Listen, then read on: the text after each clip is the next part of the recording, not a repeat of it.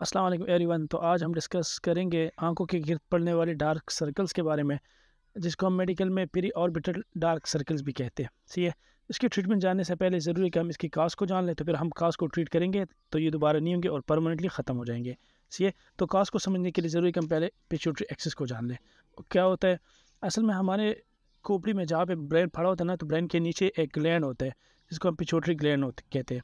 Pituitary gland से हमारे पास एक हार्मोन सिक्रीट होता है जिसको एसीटीएच कहते हैं, और एसीटीएच जब सिक्रीट होता है तो वो जाके हमारे किडनीज़ के ऊपर ग्लैंड्स होते हैं। दोनों किडनीज़ के ऊपर एक एक ग्लैंड होता है जिसको हम सुप्रारीनल या एड्रीनल ग्लैंड कहते हैं। सही है। तो उस पर एक्ट कर लेता है और वहाँ से एक हार्मोन को रिलीज़ करता है जिसको हम कार्टिसोल कहते हैं। कार्टिसोल को हम स्ट्रेस हार्मोन भी कहते हैं, और वही कार्टिसोल जाकर फिर पिट्यूटरी को इनहिबिट कर देता है। पिट्यूटरी ग्लैंड को कह देता है कि बस इट्स एनफ, और तुमने और एसीटेज को सिक्रीट नहीं करना, तो वो एसीटेज की सिक्रीशन को स्टॉप कर देता है। ये तो हमारे पास नॉर्मल फिनोमेना होता है। जब स्ट्रेस बढ़ता है तो इसमें यही होता है ना, ये वही साइकिल है, ये रिपीट होता रहता है। ठीक है। अब अगर किसी को क्रॉनिक स्ट्रेस हो, सही है, क्रॉनिक स्ट्रेस किसी भी वजह से हो सकते हैं। किसी को कोई लॉस हुआ है, फिजिकल ट्रामा किसी को पहुंचा है, किसी को इमोशनल ट्रामा पहुंचा है, किसी की लोनलीनेस है, किसी की कोई नाकामी हुई है, जो भी हो, जो भी स्ट्रेस इसको पहुंचा हुआ, सही है, उसका कार्टिसोल ज़्यादा होगा बॉडी में। उसका जो कार्टिसोल लेवल होगा वो ज़्यादा होगा। या अगर कोई बाहर से कार्टिसोल ले रहा है तो उसका भी कार्टिसोल लेवल ज़्यादा होगा। ये तो हमारे पास कंडीशन है जिनमें कार्टिसोल लेवल सिर्फ में ज़्यादा होता है। एक क्रॉनिक स्ट्रेस है, मतलब बहुत अरसे से जब बार बार बंदे को स्ट्रेस होता हो, हर वक्त बंदा स्ट्रेस में रहता हो, तो भी कार्टिसोल उसका ज़्यादा होगा। और या अगर वो बाहर से सिंथेटिक कार्टिसोल ले रहा हो तो भी उसका कार्टिसोल ज़्यादा होगा। ठीक है। तो जब जिस्म में कार्टिसोल ज़्यादा होगा तो जिस तरह इंसुलिन रेजिस्टेंस डेवलप होता है उसी तरह कार्टिसोल रेजिस्टेंस डेवलप हो जाएगा। ठीक है। जब कार्टिसोल रेजिस्टेंस डेवलप हो जाएगा तो फिर कार्टिसोल अपने रिसेप्टर पे काम नहीं कर सकेगा। ठीक है ना। तो जैसे हमने पढ़ा कि कार्टिसोल जाके पिट्यूटरी को कहते हैं कि अब तुमने और एसिटेज सिक्रीट नहीं करना, तो चूंकि इसको तो रेजिस्टेंस डेवलप हो गया है, तो अब कार्टिसोल पिट्यूटरी को नहीं कह सकता कि तुम और सिक्रीट ना करो। ठीक है। तो पिट्यूटरी कंटिन्यूसली एसिटेज को सिक्रीट करते हैं, और जब वो एसिटेज को सिक्रीट करते हैं तो उसके साथ साथ वो एक मेलानोसाइट स्टिमुलेटिंग हार्मोन को भी सिक्रीट कर देता है। ठीक है। और जब मेलानोसाइट स्टिमुलेटिंग हार्मोन सिक्रीट होगा तो वो मेलानोसाइट को स्टिमुलेट करेगा और वो मेलानिन को बनाएगा। जो एक्स्ट्रा मेलानिन बनेगा वो डिफरेंट एरियाज़ में डिपॉजिट होता है। स्पेसिफिकली जो सबसे मोस्ट कॉमनली है वो पेरी ऑर्बिटल में, मतलब आंखों के नीचे हल्कों में, वहाँ पे डिपॉजिट हो जाते हैं, तो हमारे आंखों के गिर्द हल्के नज़र आ जाते हैं। ठीक है। एक तो इसका मैकेनिज्म ये है। दूसरा मैकेनिज्म इसका ये है कि जब इंसुलिन रेजिस्टेंस होगा, सही है, तो इंसुलिन रेजिस्टेंस की वजह से भी मेलानोसाइट स्टिमुलेट होंगे और मेलानिन ज़्यादा बनेगा और वहाँ पे डिपॉजिट होगा।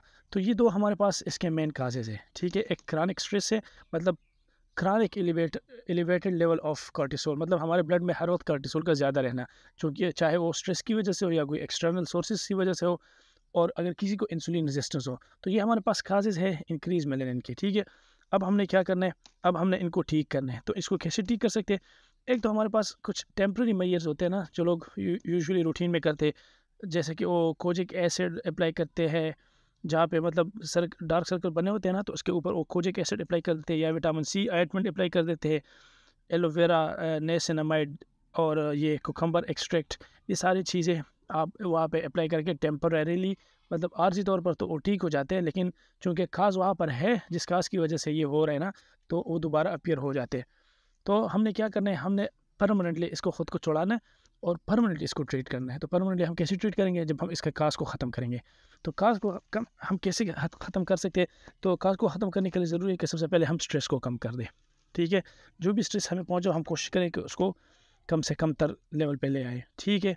हम रोज़ाना एक्सरसाइज करें, फिज़िकल एक्सरसाइज करें, सही है, और फिज़िकल वर्क करें, जिम में वर्क करें, ऐसे वॉक करें, रनिंग करें, जॉगिंग करें, सही है।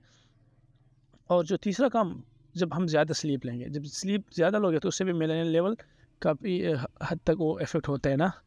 अच्छा, इसके अलावा जब हम विटामिन D3 के सप्लीमेंट्स लेते हैं, ठीक है, तो vitamin D3 act like cortisol but without side effects. मतलब ये है कि जब हम विटामिन D3 लेते हैं तो ये सारे काम कार्टिसोल वाले करते हैं, लेकिन कार्टिसोल के जो साइड इफ़ेक्ट्स हैं ना वो इसमें नहीं होंगे। लिहाजा हम विटामिन D3 के सप्लीमेंट्स लेकर भी डार्क सर्कल्स को ख़त्म कर सकते हैं। ठीक है। इसके साथ साथ हमें मैग्नीशियम सप्लीमेंट्स लेने चाहिए, क्योंकि मैग्नीशियम का भी इसमें काफ़ी इंपॉर्टेंट रोल है। ठीक है। जो सबसे इम्पोर्टेंट चीज़ है उसको कंप्यूटर यूज़ को आप लोगों ने लिमिट करना है, क्योंकि जब कंप्यूटर ज़्यादा यूज़ करोगे तो मेलानिन ज़्यादा सिक्रीट होगा। ठीक है, तो मेलानिन ज़्यादा सिक्रीट होगा तो ज़्यादा डिपॉजिट होगा, सही है, डार्क सर्कल ज़्यादा बनेंगे। और एक और इम्पॉर्टेंट काम जो हम कर सकते हैं उसको हमने इंसुलिन रेजिस्टेंस को कम करना है, क्योंकि जो पहले 6 पॉइंट्स हमने डिस्कस कर लिए नहीं सारे तो मेलानिन से रिलेटेड है। ये हमने मेलानिन को कैसे कम करना है, कैसे स्ट्रेस को कम करेंगे तो कार्टिसोल लेवल ठीक हो जाएगा और फिर हमारे पास रेजिस्टेंस कम हो जाएगी, फिर मेलानिन कम हो जाएगा तो डिपोजिशन कम होगी वगैरह वगैरह। अब हम जब इंसुलिन रेजिस्टेंस की बात करते हैं ना, जब हम इंसुलिन रेजिस्टेंस को कम करेंगे तो भी मेलानिन कम होगा, क्योंकि अभी हमने डिस्कस किया कि जब इंसुलिन रेजिस्टेंस होगा जहाँ पे तो वहाँ पे मेलानिन का लेवल ज़्यादा होगा। ठीक है, तो इंसुलिन रेजिस्टेंस को हम कैसे कर सकते हैं इस पर मैंने डिटेल से वीडियोस बनाई हुई है जो डायबिटीज़ के प्लेलिस्ट में आप लोग देख सकते हो। लेकिन यहाँ पे मैं शायद सिर्फ इतना कह लूँगा आप लोगों को कि बस आप लोगों ने कार्बोहाइड्रेट इंटेक को कम करना है। द मोस्ट आप लोगों ने सिर्फ 20 ग्राम पर डे तक, मतलब एक दिन में सिर्फ 20 ग्राम तक कार्बोहाइड्रेट को लेना है। तो इसकी वजह से इंसुलिन रेजिस्टेंस कम होगा, जब इंसुलिन रेजिस्टेंस कम होगा तो हमारे पास मेलानिन में कमी आएगी और डार्क सर्कल ख़त्म हो जाएंगे। So it was all about dark circles कि हमने कैसे इसको टेम्पोरेली ट्रीट करने और कैसे परमानेंटली ट्रीट करने हैं। नेक्स्ट हम आगे वीडियोस में डिटेल से और टॉपिक्स डिस्कस करेंगे। तभी तक आप लोग अगर कोई क्वेश्चन हो तो you people can ask in comment sections, I will try to answer.